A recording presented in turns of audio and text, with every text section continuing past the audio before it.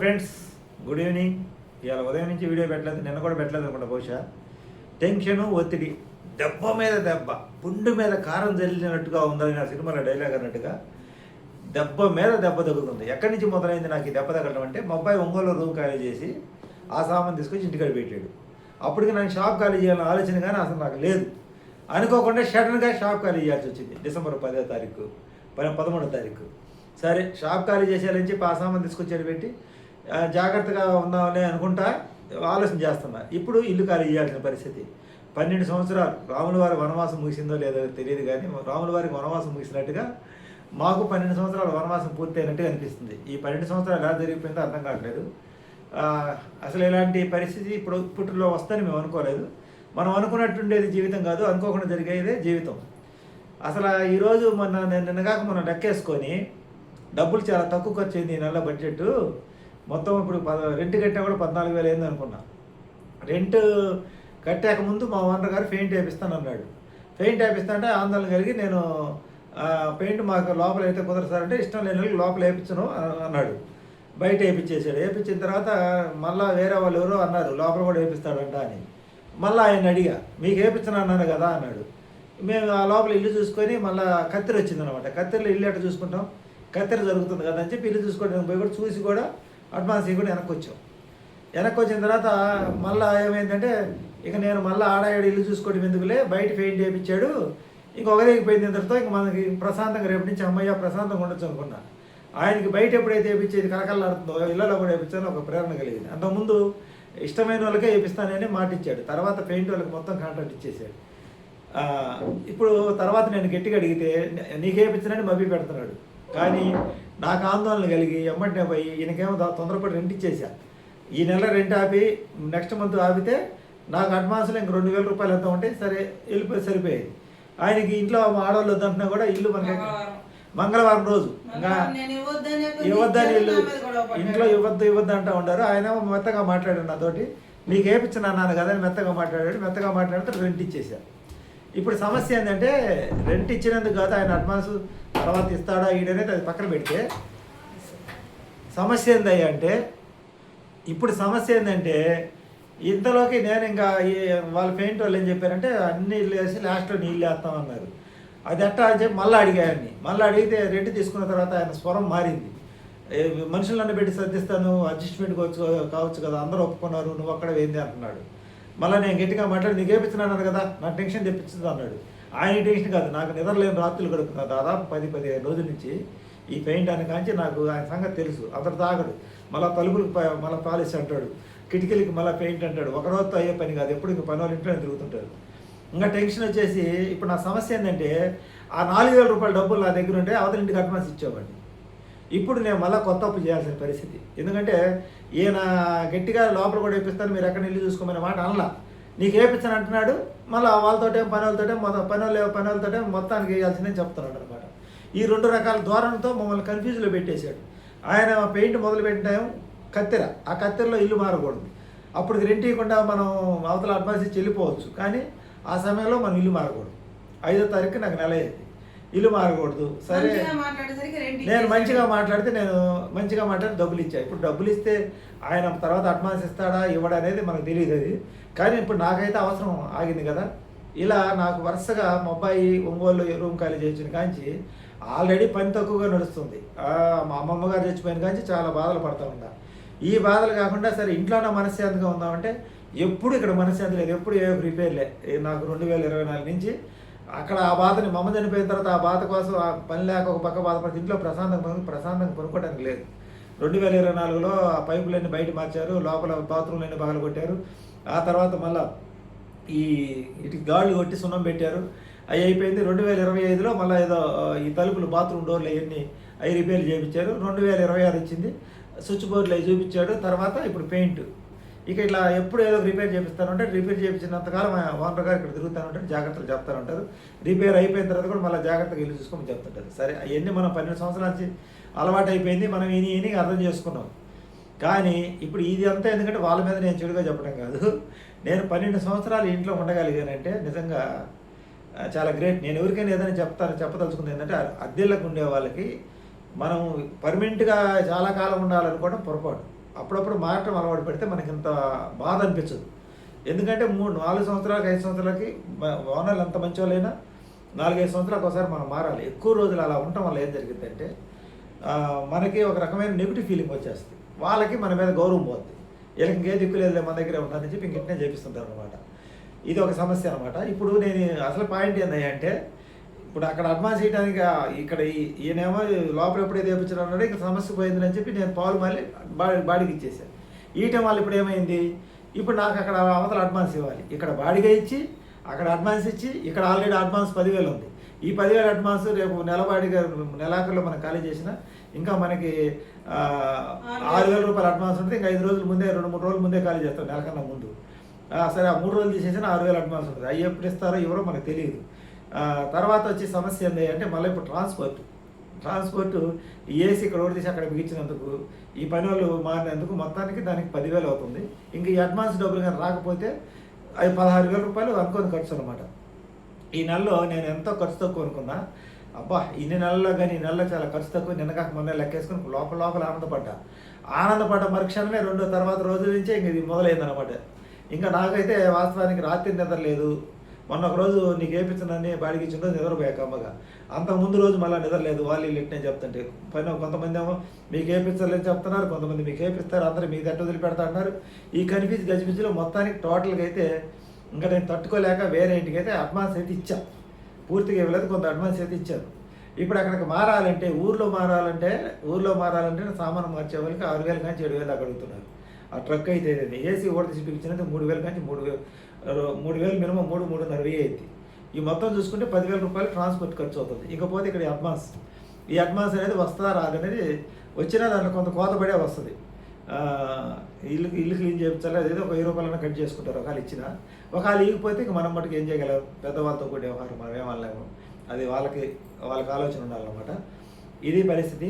12 సంవత్సరాలు ఇంట్లో చేరి ఈ 12 సంవత్సరాల్లో అసలు టోటల్గా మనం ఇట్లాంటి చిన్న ఇళ్ళల్లో ఏ పనులు కావండి. పిల్లలకి మ్యారేజ్ చేయాలన్నా కానీ ఇది వాళ్ళ చికాకుగా ఉంటుంది. ఎందుకంటే ఇరికి ఇల్లు ఇవి. ఇంకప్పుడు మేము ఈ ఇంటి మీద ఇంకొక 2,000 వేసుకుంటే డబుల్ బెడ్రూమ్ ఇల్లు దొరుకుతుంది. ఎక్స్ట్రా 2,000 వేసుకుంటే హాల్ పెద్దగా ఉంది, 2 రూములు, వంటగది పెద్దది, బాగుంది.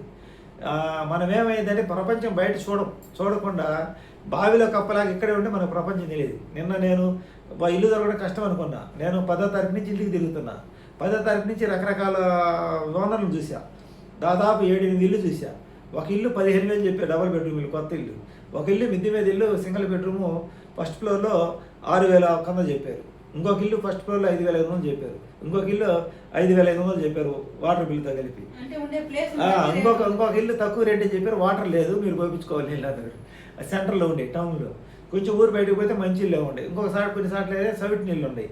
ఇలాంటివన్నీ నాకు బయటకు తిరిగి వరకు 15 డబుల్ బెడ్రూమ్ ఇల్లు 15,000 కానించి 5,000 కానించి మొత్తం ఫైనల్గా లాస్ట్ కొంచెం మనకి మంచి ఇల్లే దీని మీద ఒక 2,000 రూపాయలు అదనం రెంట్తో దొరికింది. మాకు అనుకూలమైన ఇల్లు దొరికింది. ఇప్పుడు ఇల్లు దొరికింది, బాగానే ఉంది. ఇక్కడేమో అనవసరం తొందరగా బాడికి ఇచ్చేసా. ఆ డబ్బులుంటే నాకు ఈ ట్రాన్స్పోర్ట్ కన్నా వచ్చాయి కదా, కొంచెం ముందే మారేవాడిని వాస్తవంగా అయితే నేను. ఆ డబ్బులుంటే ఇప్పుడేమో అక్కడ 1వ తారీఖు నుంచి చేస్తాలని చెప్పి, ఎందుకంటే ఇప్పుడు ముందుగా చేరితే మళ్ళీ 10 రోజులు బాడికి ఇవ్వాలి, మళ్ళీ కరెంటు బిల్లులు కట్టాలి, మళ్ళీ ఇక్కడ కరెంటు బిల్లులు కట్టాలి, అన్నీ కట్టాలి. అందుకని నేను 1వ తారీఖు నుంచి చేస్తా అంటే సరే వాళ్ళు ఓకే అన్నారు. అడ్వాన్స్ ఇచ్చి తాళం హ్యాండ్ ఓవర్ చేసుకోమన్నారు. ఇదన్నమాట పరిస్థితి. అనుకోని ఖర్చులు మనం ఊహించం, ఎక్స్పెక్ట్ చేయము. దెబ్బ మీద దెబ్బ, పుండి మీద కారం వెళ్ళినట్టుంటుంది. నిద్రలేని రాత్రులు గడుపుతున్నా. నిజం చెప్పమంటే నేను 360 రోజులు వాస్తవంగా చెప్పాలంటే 300 రోజులు టెన్షన్గానే జీవిస్తా. ఒక 60 రోజులే ఎప్పుడన్నా ప్రశాంతంగా నిద్రపోతా. అది 2-3 రోజులు నిద్రలేక. ఈ రోజు అసలు ఎంత నీరసంగా ఉందంటే అసలు ఈ కర్మ ఏంది, నాకే ఎందుకు జరుగుతుంది ఎలా అనిపిస్తుంది. ఒక దెబ్బగా అయితే తట్టుకోవచ్చు. ఎన్ని దెబ్బలు ఎక్కడ తట్టుకుందాం ఇన్ని దెబ్బల్ని. ఆర్థికంగా నష్టాలు, శారీరక కష్టాలు, మనశ్శాంతి లేని జీవితం, ఇన్ని రకాలు అనుభవిస్తూ బాధలు పడతా ఉన్నాను అనమాట.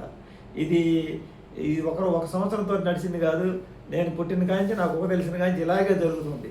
ఇప్పటికి 55 సంవత్సరాలు వచ్చింది. ఇంకా మిగిలిన పావు జీవితం ఉన్నా బాగుంటుంది నేను అనుకుంటున్నా. కానీ ఇప్పుడు ఇంకా మారే ఇంట్లో అన్నా భగవంతుడి దేవాలు అంతా బాగుండి అక్కడన్నా కలిసి వస్తే పిల్లల జీవితాలు సెట్ అయిపోతే ఇంకా తర్వాత మేము ఊరికాడి ఇల్లు బాగా చేసుకుని అక్కడికి వెళ్ళిపోవటము, ఇంకేదైనా భగవంతుని అనుగ్రహిస్తే ఎక్కడ ఒక చిన్న రేకుల రూమ్ వేసుకుని ఉండటము, ఏదో చేయాలి. ఎల్లకాలం ఇల్లు మారే ఓపిక కూడా నా దగ్గర లేదు. మధ్యాహ్నం అనిపించింది నాకు, ఇంక నేను మారలేను, మన ఇంటికి పోదాం పండి సింగరాయకం అని చెప్పి వీళ్ళు బతిని ఆడుకుంటారు. మధ్యాహ్నం నాకు షార్ట్ వీడియో పెట్టి చూసారా, ఈ ఒత్తిడి ఎక్కువ అవుతుంది. ఇప్పుడు బాడీకి ఇస్తున్నాం, ప్రెజర్ తీసుకుంటున్నాం. మరి నువ్వు ఒక్కడికే ప్రెజర్ అంటే మిగతా వాళ్ళందరూ మరి ఎట్లా అడ్జస్ట్మెంట్ అవుతారో తెలియదు. అంటే మనం ఫస్ట్ నుంచి ఉన్నాం కాబట్టి, మనం ఫస్ట్ నుంచి ఉన్నాం కాబట్టి మనకి ఎన్ని రిపేర్లు అనేది మనం చేసుకున్నాం. వాళ్ళకి ఇది కొత్తగా చేయడం కొత్త అనమాట. వాళ్ళకి ఇది ఫస్ట్ టైం కాబట్టి అంత బాధ అనిపించదు. 4 రోజులు సర్దుకోండి. మనం ఫస్ట్ సారి సర్దుకోవడం. మనం రెంట్ ఇచ్చినా సరే ఇలాంటి బాధలు అయితే ఉండకూడదండి. రెంట్ 10 రూపాయలు తక్కువైనంత మాత్రాన ఈ బాధలు అయితే చాలా ఇబ్బందిగా ఉంటాయి. ఎందుకంటే ఎప్పుడు ఇళ్లలో పనులు చేస్తామంటే ఇళ్లలో ఆడవాళ్ళకి ఇబ్బందిగా ఉంటుంది, మనం మగ మనిషికి కూడా కనిపెట్టుకుని కూర్చోవాలి, చాలా ఇబ్బందిగా ఉంటుంది. నాకు తెలిసి నేను ఇప్పటికి ఇది 6వ ఇల్లు.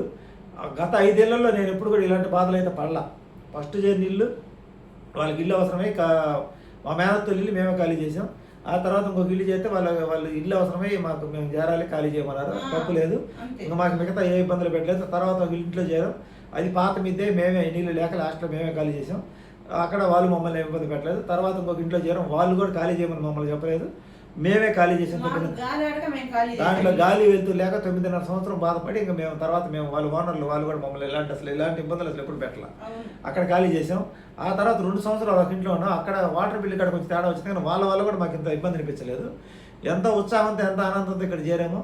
ఇక్కడ వినయ విధేయతలతో బాగానే మాట్లాడతారు, కానీ మెత్తంగా ఇలాంటి ఎప్పుడు ఎక్కిస్తున్నారనమాట. వాళ్ళు ఏదైనా అనుకుంటే ఇంకా మా ఓనర్ గారు అనుకుంటే ఇంకా ఆయన అది చేసేదాకా నిద్రపడ్డాడు. ఇంకా అవతల వాళ్ళ పరిస్థితి కూడా ఇంకా ఆయన ఆలోచన చేయడు. ఆయన అనుకున్నది జరిగిపోవాలి. మీ ఇంట్లో ఆరోగ్యం బాగుందా లేదా, మీ పరిస్థితి ఏందా, ఏముండదు. తర్వాత ఫస్ట్లో మీకేం ఇబ్బంది పెట్టనంటాడు. ఇంకా ఆయన అనుకుని మొండిగా చేస్తారనమాట.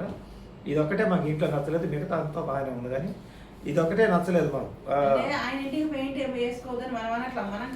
పెయింట్ వేయించుకోవచ్చు, తప్పలేదు. ముందు మాకు టైం ఇవ్వాలిగా, ఖాళీ చేసి టైం ఇవ్వాలిగా. ఇవ్వకుండా అటాక్ అని చెప్పి పని వాళ్ళ మీద పైకి తోలేస్తే అసలు దౌర్జన్యంగా వాళ్ళు మీరు సామాన్ సర్దుకుంటారు చేయరని అన్నట్టుగా వచ్చి లోపలికి వచ్చి పని చేసిపోతుంది. అది ఇప్పటికి వరకు జరిగింది ఇదే.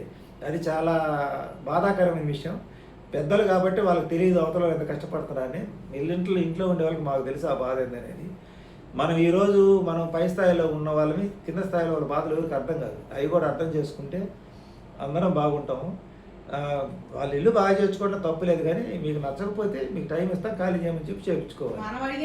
ఇది మేము ఫస్ట్ నుంచి అడిగేది కదా. వాళ్ళు రెంట్ పోకూడదు, మాకు రెంట్ పోకూడదు, మీరు ఇబ్బంది పడి మాకు రెంట్ ఇవ్వాలి, మాకు ఇల్లు ఖాళీ ఉండకూడదు అనే విధానంలో. పైగా మనకి వాళ్ళు దవక్కన పని వాళ్ళు పిలిపించడానికి మనం ఖాళీ చేసిపోవడానికి కూడా మంచి రోజులు ఉండవు. ఆ టైం కూడా ఇవ్వరు మనకి. ఇవ్వకుండా పని వాళ్ళు అంతనే ఇంట్లో పంపించి చేయండి అంటారు. మనం ఎదురు తిరిగే దానికి మన దగ్గర శక్తి సామర్థ్యాలు సార్. ఒకవేళ మనం మాట్లాడితే మనం ఒక్కే తప్పులో అవుతాం, మిగతా వాళ్ళందరూ గొప్ప వాళ్ళు ఎదిరిస్తారంటారు. ఇది కూడా వినయంగా నేను చేసే వీడియో, కానీ ఎవరిని ఉద్దేశం అంటే ఇక నుంచి అయినా కొంతమంది కానీ తెలిసింది. మీ ఇల్లు మీ ఇష్టం కాదంటాం వల్ల, కానీ ఇళ్లలో ఉండే వాళ్ళ పరిస్థితిని అర్థం చేసుకోవాలి, ఆరోగ్య పరిస్థితిని, వాళ్ళ మెంటల్ కండిషన్ అర్థం చేసుకోవాలి. షుగర్లు బీపీలు ఉంటే గుండె దడ మా అమ్మాయికి బాగుండదు. ఇప్పుడు సామాను మోసుకొని పోవాలన్నా ముందు వాళ్ళందరూ పని వాళ్ళు మాట్లాడుకోవాలి, అవన్నీ సేకరించాలి, ఏసీ కూడా తీసుకొని చూసుకోవాలి, మళ్ళీ అక్కడ సుమారు మంచి ఇల్లు చూసుకోవాలి, మళ్ళీ అక్కడ కూడా ఇట్నే పెడితే మళ్ళీ ఇబ్బంది కదా. ఇల్లు మారాలంటే 10-15 వేల రూపాయలు ఖర్చు అవుతుంది ఈ రోజుల్లో ఏసీలు బిగించుకోవటం. అదొకటి సామాను అద్దెలు ఉండే సామాను తక్కువ పెట్టుకోవడం మంచిది. ఇది మా ఊళ్ళో రెంట్లు ఈ విధంగా ఉండే. ఒక్కొక్క ప్రదేశంలో ఓనర్లు మనస్తత్వాలు ఈ విధంగా ఉండి ఒకరు ఒక రకంగా బాధ పెడితే ఇంకొకరు ఒక్కొక్క రకంగా బాధపడతారు. కానీ ఇక్కడ సమస్య ఏంటంటే రెంట్ ఉండే వాళ్ళు కరెక్ట్ టైంకి రెంట్ ఇస్తుంటే ఓనర్లు చాలామంది హ్యాపీగా పెరుగుతారు. ఇక్కడ కరెక్ట్ టైంగా రెంట్ ఇచ్చినా వాళ్ళ డబ్బులు ఖర్చు పెట్టుకుంటూ మమ్మల్ని బాధ పెడతారు. మళ్ళీ వాళ్ళ డబ్బులు విపరీతంగా ఖర్చు పెట్టుకుంటున్నారు కదా. ఇట్లా వాస్తవానికి చాలామంది ఇళ్లలో వాళ్ళు అడిగితే నేర్పిస్తారు ఇవన్నీ. ఇక్కడ ఇళ్లలో వాళ్ళు అడగకుండానే ఎప్పుడు ఖర్చు పెట్టుకుంటా వాళ్ళ డబ్బులు ఖర్చు పెట్టుకుంటూ ఇళ్లలో వాళ్ళని బాధ పెట్టడం అదొక రకమైన ఆనందం లాగా అనిపిస్తుంది.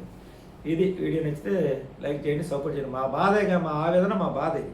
ఈ నెలలో నాకు అనుకోని ఖర్చు ఈ 12 సంవత్సరాలు ఊహించినటువంటి మార్పు అనమాట ఇది. ఇంకా నెక్స్ట్ మారే ఇల్లు బాగుండాలని కోరుకుంటే ఇంకా నేను ఇప్పుడు పోయేది 7 ఏళ్ళు, ఇంకా 8 ఇంటికి మారేది కాకుండా సొంత ఇంట్లోకి వెళ్ళాలని ఆ భగవంతుని ప్రార్థిస్తున్న వృద్ధాప్యంలో ఇంకా తిరిగే ఓపిక శక్తి నా దగ్గర లేదు. షుగర్లు బీపీలు చెప్పుకొని వినయ విధులతో చెప్పుకుంటున్నాం, అంటున్నారు, మళ్ళీ వాళ్ళ పని వాళ్ళు చేస్తున్నారు. ఏడాదిద్దుకుంటారు సామాన్ చెప్పండి. ఖాళీ చేస్తాక టైం ఏమని వినయంగా కోరుకుంటున్నాం అంతేగాని ఇంకా వాళ్ళ ఇల్లు వాళ్ళ ఇష్టం, ఇక్కడ ఎవరు కాదంటం లేదు. కానీ మనిషి ఇంట్లో నుంచి బయట పెడతాక టైం ఇవ్వాలి కదా. కనీసం ఒక నెలైనా మినిమం ఒక నెలైనా టైం ఇవ్వాలి కదా. ఇవ్వకుండా అటాక్ అంటే ఇది దాని గురించే మేము చదువుతున్నాం కానీ మిగతా ఇంకే ఇబ్బంది లేదు. ఇదండి మా అద్దెకుండే వాళ్ళ కష్టాలు ఈ విధంగా ఉంటాయి.